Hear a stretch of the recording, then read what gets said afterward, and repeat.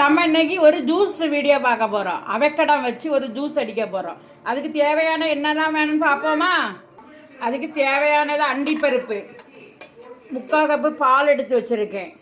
இனி சீனி நம்ம அடிச்சுட்டு பார்ப்போம். நான் பாருங்கள் வெட்டி வச்சுருக்கேன் 2 ஆட்டு. இதை நம்ம இதில் வெட்டி போடுவோம்.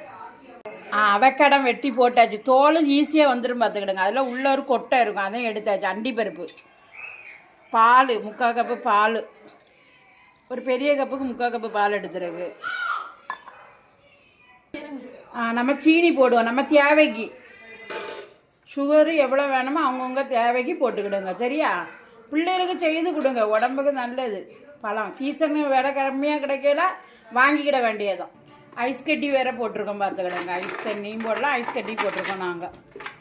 உங்களுக்கு என்ன பிடிக்குமோ அது.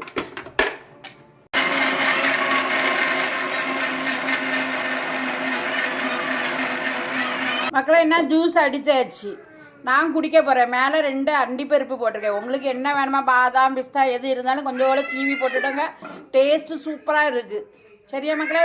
பிள்ளைகளுக்கு செய்து கொடுங்க. விலை கம்மியாக இருக்குது, இப்போ கொஞ்சம் வாங்கி செய்திங்க மக்களே, நல்லா இருக்குது.